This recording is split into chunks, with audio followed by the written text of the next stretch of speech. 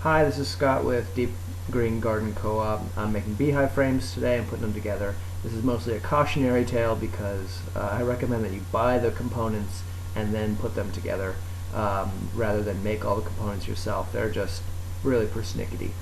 Anyway, I started with 2x10 lumber because it had less knots than the 2x6s. I'm trying to avoid the knots here, and I'm cutting out various parts to length, tops, bottoms, and two different sizes of sides for deeps and shallow supers.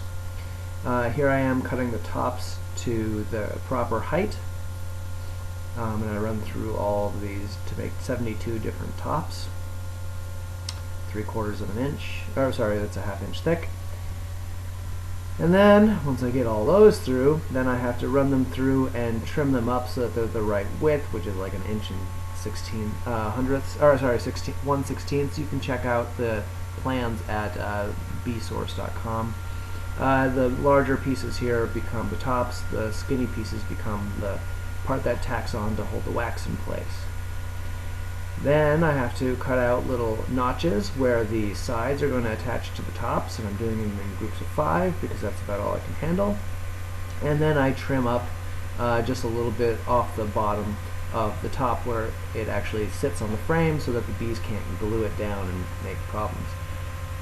I'm showing most of these videos at 20 times speed because making the components for 72 or 80 different frames would take forever. This was an entire day's worth of work. And here are those little boards that tack on to hold the wax in place, cutting them over length, 17 inches. And now I'm cutting the bottom pieces, cutting them to the right width, and then I have to make a little jig, which you're going to see here in a minute. Each one of these larger chunks I cut into 3 different bottoms, which are, they're 3/4 of an inch by 3/8 of an inch. And so I run them through, and I get one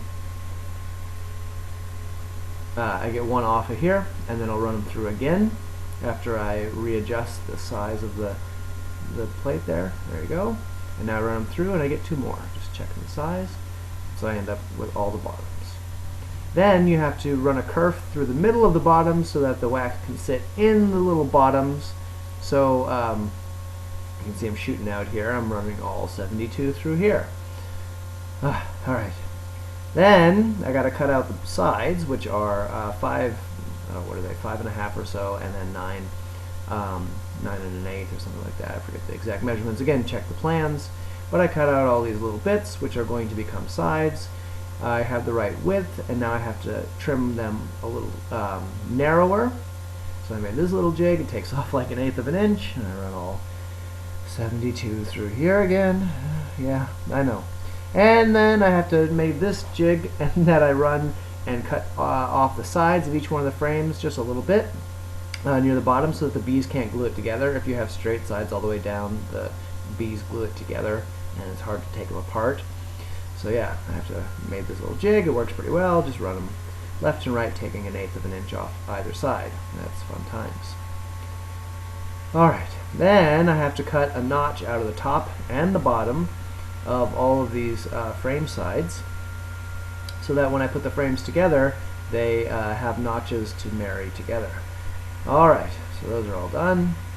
And here we go, watching The Simpsons, drinking some tea, eating some wasabi peas, and putting them together. Again, I highly recommend buying the parts already made and then putting them together. Although I say that now. Now I have all the jigs made, maybe I'll keep making them myself. Anyway, this is Scott again with Deep Green Garden Co-op. Check us out on Facebook. Yeah, thanks a lot, and boy am I tired. That was a long day, and I still didn't get them all put together, so that's going to be tomorrow. Anyway, thanks a lot for watching. Take care. Have a good one.